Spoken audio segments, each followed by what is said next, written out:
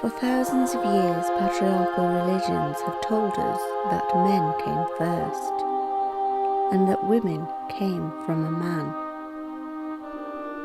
That men are complete, and women are like animals and second-class citizens. That women are incapable of being divine, of being priests.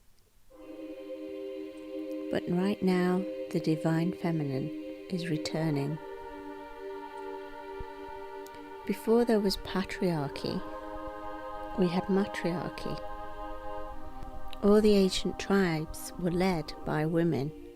Women were the first shamanic spiritual leaders who taught dream analysts and how to use herbs to cure ailments. They were also completely in tune with nature, their bodies following the 13-month cycles of the moon, menstruating in the dark moon and at the most fertile in the full moon. They taught how to open your mind to amazing experiences using psychotropic drugs, mainly magic mushrooms, but various other types including cannabis. This led to mushroom adoration in some tribes as part of their various nature worship activities. Also, cannabis was used a lot in ceremonies. The priestesses taught about the different seasons, the movements of the sun and the moon and the planets.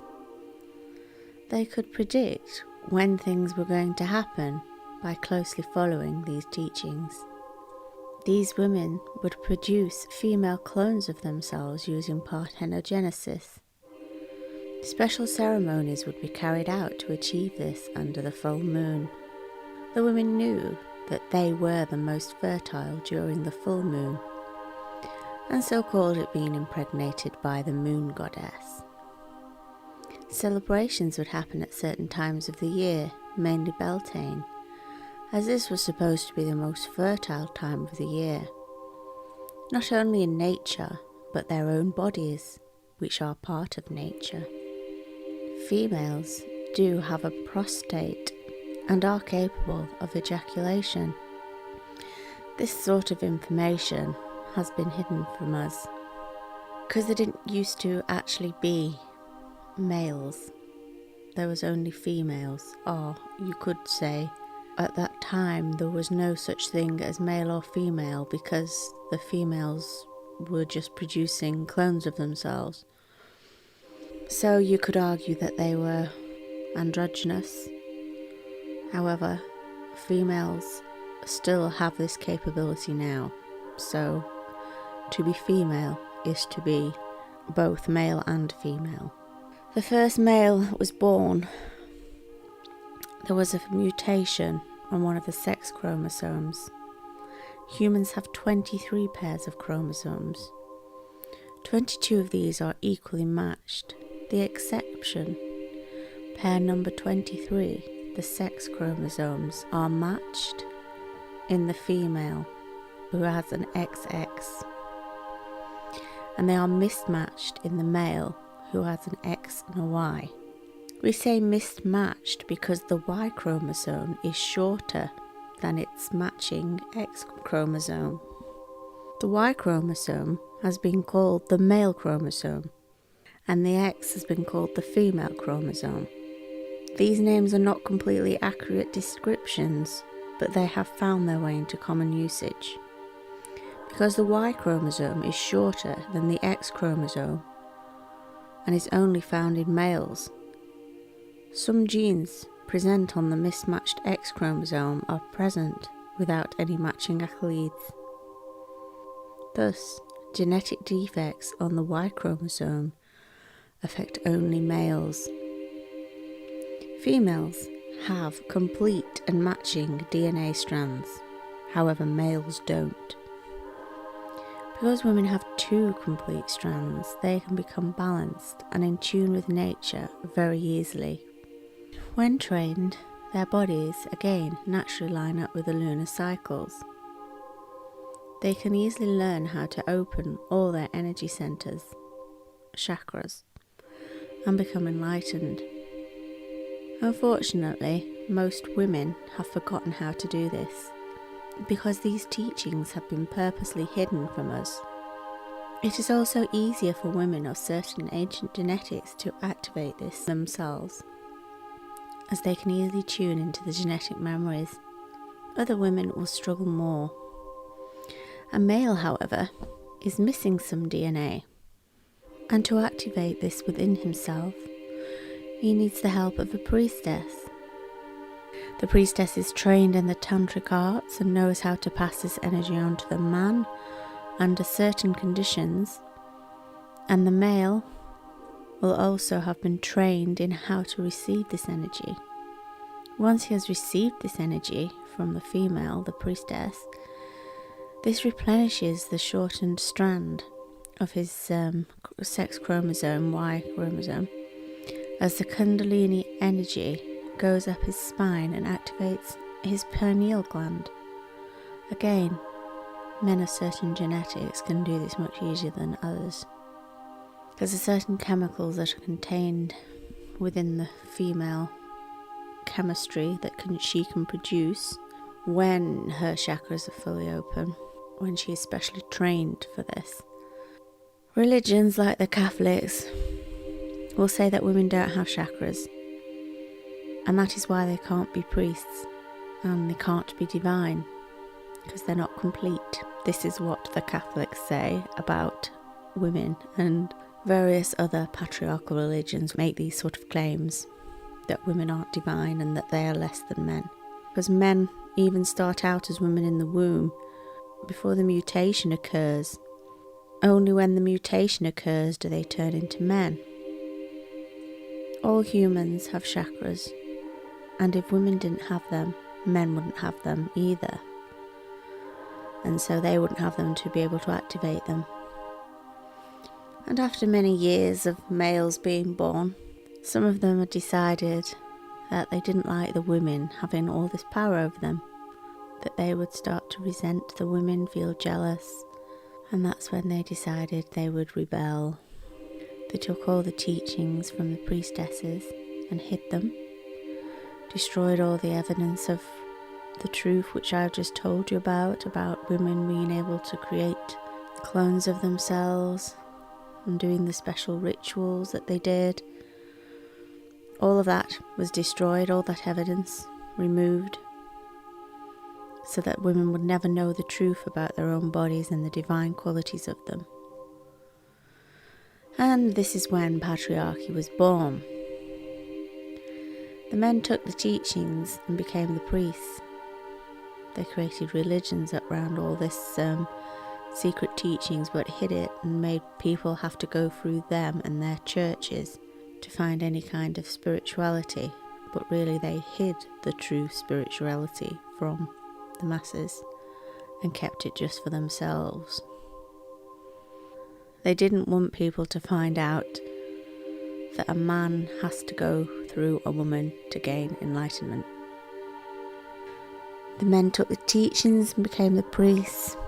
They suppressed women, as they didn't want them to ever find out the truth about enlightenment and the man's need to receive it from a woman. However, some have kept the true teachings by passing this information on by word of mouth to their children, and their children also passed it on. These teachings became the underground stream of knowledge. They secretly worshipped the goddess and gained amazing powers of enlightenment. If any of these secret orders were discovered, they were destroyed by the priests. Those who were passing these truths were hunted down and burnt as witches and heretics. Some families still display their secret knowledge in symbolism in their family coats of arms. Parthenogenesis is shown in symbol form as a fish, mermaids, dragons, salamanders, snakes and lizards.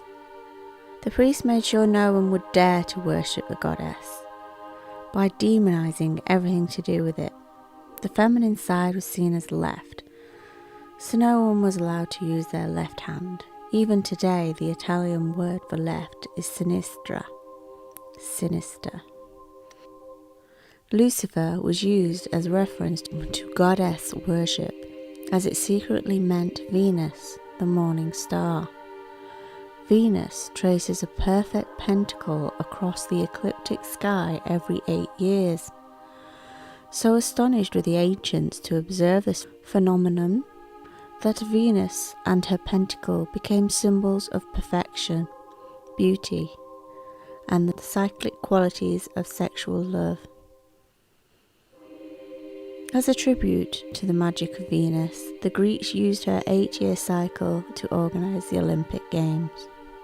The pentagram, or pentacle, is considered both divine and magical in many cultures, because if you draw a pentagram, the lines automatically divide themselves into segments according to the divine proportion. The ratios of the line segments in a pentacle all equal pi, making this symbol the ultimate expression of the divine proportion. For this reason, the 5-pointed star has always been seen as a symbol of beauty and perfection, associated with the goddess and the sacred feminine. The sacred geometry of nature, again, is all about the goddess, Mother Nature, who created us all. From the Vesica Pisces. Satan was also another name for the goddess, represented as Sirius, the dog star, that represents Isis, another goddess who was worshipped in ancient Egypt. So what about the mention of other gods? Gods and prophets throughout the ages have all been created to represent whichever age we happen to be in, and they are all based on the original astrotheology teachings of the goddess. Each astrological age brings with it a new era where major changes happen on the earth. Sumer, Mesopotamia era was Gemini.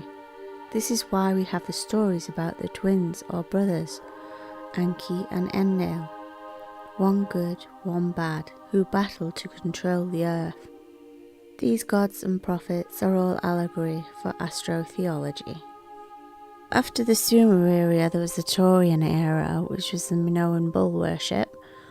After that came Aries, which is the ram, and then we had the Jewish religion, which was formed around that, and then we came to Pisces. And of course the symbol for Pisces is the fish, which we have the Christian religion. The priests wrote the Bible and myths all based around these, but they told people it was evil to look to the stars for answers. They did this to keep you dumb and unaware, while they used these lies to control everyone.